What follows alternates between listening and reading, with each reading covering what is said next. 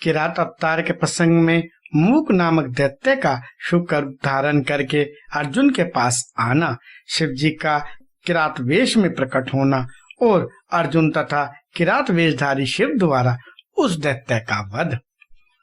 नंदीश्वर कहते हैं, मुने, तदंतर अर्जुन व्यास जी के आदेश अनुसार विधि पूर्वक स्नान तथा न्यास आदि करके परम भक्ति के साथ शिव जी का ध्यान करने लगे। उस समय वे एक श्रेष्ठ मुनि की भांति एक ही पैर के बल खड़े हो सूर्य की ओर एकाग्र दृष्टि करके खड़े खड़े मंत्र जप कर रहे थे।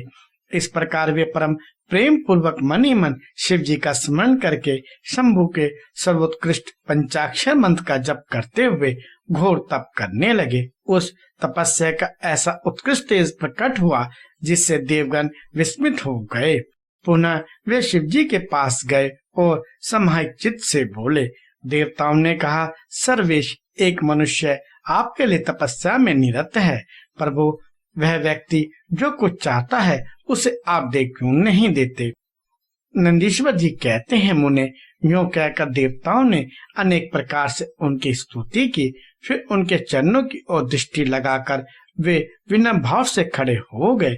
तब उदार बुद्धि एवं प्रसन्न आत्मा महाप्रभु शिव जी उस वचन को सुनकर ठठाकर हंस पड़े और देवताओं से इस प्रकार बोले।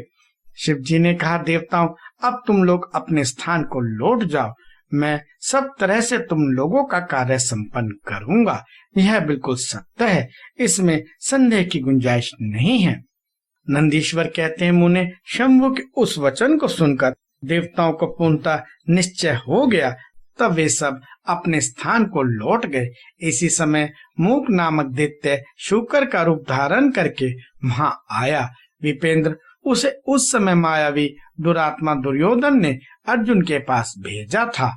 वह जहाँ अर्जुन स्थित थे उसी मार्ग से अत्यंत वेग पूर्वक पर्वत शिखाओं को उखाड़ता, वृक्षों को छिन्न भिन्न करता तथा अनेक प्रकार के शब्द करता हुआ आया। तब अर्जुन की भी दृष्टि उस मूक नामक असुर पर पड़ी। वे शिव जी के पादों का स्मरण करके यूं विचार करने लगे। अर्जुन ने मन ही मन कहा, यह कौन है और कहां से आ रहा है? यह तो क्रूर कर्मा दिखाई पड़ रहा है। निश्चय ही यह मेरा अनिष्ट करने के लिए आ रहा है, इसमें तनिक भी संशय नहीं है।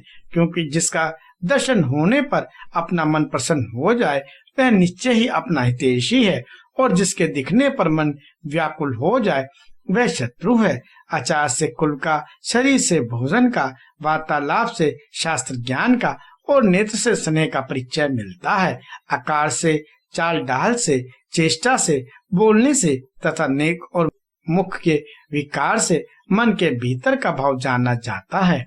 नेत्र 4 प्रकार के कहे गए हैं, उज्जवल, सरस, तिरछे और लाल। विद्वानों ने इनका भाव भी पृथक पृथक बतलाया है।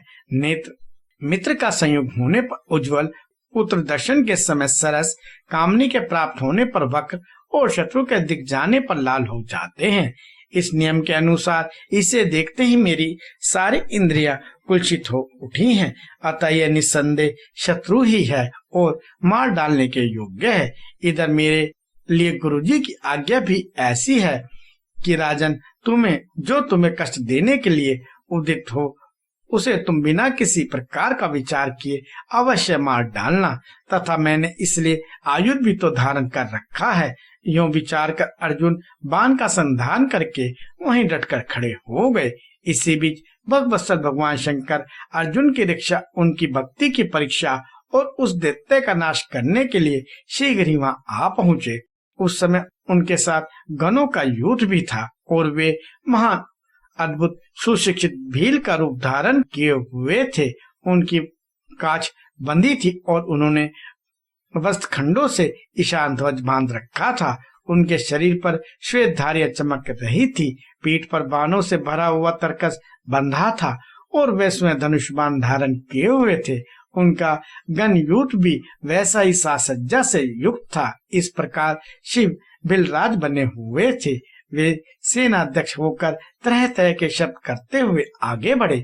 इतने में सुअर की गुर्राहट का शब्द 10 दिशाओं में गूंज उठा। उस शब्द से पर्वत आदि सभी जल पदार्थ झन्ना उठे। तब उस वनेचर के शब्द से घबराकर अर्जुन सोचने लगे, अहो क्या ये भगवान शिव तो नहीं है जो यहाँ शुभ करने के लिए पधारे हैं, क्योंकि मैंने पहले से ही ऐसा सुन रखा है। पुनः श्री कृष्ण और व्यास जी ने भी ऐसा ही कहा है तथा देवताओं ने भी बारंबार स्मरण करके ऐसी ही घोषणा की है कि शिव जी कल्याणकर्ता और सुखदाता हैं। वे मुक्ति प्रदान करने के कारण मुक्तिदाता कहे जाते हैं। उनका नाम स्मरण करने से मनुष्य का निश्चय ही कल्याण होता है। जो लोग सर्वभाव से उनका भजन करते हैं उन्हें स्वप्न में भी दुख का दर्शन नहीं होता। यदि कदाचित कुछ दुख आ ही जाता है तो उसे कर्मजनित समझना चाहिए। सो विभूत सी आशंका होने पर भी थोड़ा होता है अथवा उसे विशेष रूप से प्रारब्ध का ही दोष मानना चाहिए, अथवा कभी कभी भगवान शंकर अपनी इच्छा से थोड़ा सा अधिक दुख भुगताकर फिर निस्संदेह उसे दूर कर देते हैं। वे विष को अमृत और अमृत को विष बना देते हैं। यूं जैसी उनकी इच्छा होती है वैसा ही वे करते हैं। भला उन समर्थ को कौन मना कर सकता है। अन्य प्राचीन भक्तों की भी ऐसी ही धारणा थी। अतः भावी भक्तों को सदा इसी विचार पर अपने मन को स्थिर रखना चाहिए। लक्ष्मी रहे अथवा चली जाए, मृत्यु आंखों के सामने ही क्यों ना उपस्थित हो जाए, लोग निंदा करे अथवा प्रशंसा, परंतु शिव भक्ति से दुखों का विनाश होता ही है। शंकर अपने भक्तों को चाहे वे पापी हो या पुण्यात्मा सदा सुख देते हैं। यदि कभी वे परीक्षा के लिए भक्तों को कष्ट में डाल देते हैं तो वे अंत में दयालु स्वभाव होने के कारण वे ही उसके सुखदाता भी होते हैं। फिर तो वह वक्त उसी प्रकार निर्मल हो जाता है जैसे आग में तपा हुआ सोना शुद्ध हो जाता है। इसी तरह की बातें मैंने पहले भी मुनियों के मुझ से सुन रखी है। अतः मैं शिव जी का भजन करके उसी से उत्तम सुख प्राप्त करूंगा। अर्जुन यूं विचार कर ही रहे थे कि तब तक बाण का लक्ष्य भूत वह सुअर वहां आ पहुंचा। उधर शिव जी भी उस सुअर के पीछे लगे हुए दिख पड़े। उस समय उन दोनों के मध्य यह शुकर अद्भुत शिखर सा दिख रहा था। उसकी बड़ी महिमा भी कही गई है। तब भगवत्सल भगवान शंकर अर्जुन की रक्षा के लिए बड़े वेग से आगे बढ़े। इसी समय उन दोनों ने उस शुकर पर बाण चलाया। शिव जी के बाण का लक्ष्य उसका पुच्छ भाग था और अर्जुन ने उसके मुख को अपना निशाना बनाया था। शिव जी का बाण उसके पुच्छ भाव से प्रवेश करके मुख के रास्ते निकल गया और शीघ्र ही भूमि में विलीन हो गया। तब अर्जुन का बाण उसके पिछले भाग से निकलकर बगल में ही गिर पड़ा। तब यह शुकर रूपधारी दैत्य उसी क्षण मरकर भूतल पर गिर पड़ा।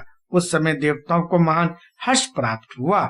उन्होंने पहले तो जय जयकार करते हुए पुष्पों की वृष्टि की, फिर वे बारंबार नमस्कार करके स्तुति करने लगे। उस समय उन दोनों ने दैत्य के उस क्रूर रूप की ओर दृष्टिपात किया। उसे देखकर शिव जी का मन संतुष्ट हो गया और अर्जुन को महान सुख प्राप्त हुआ।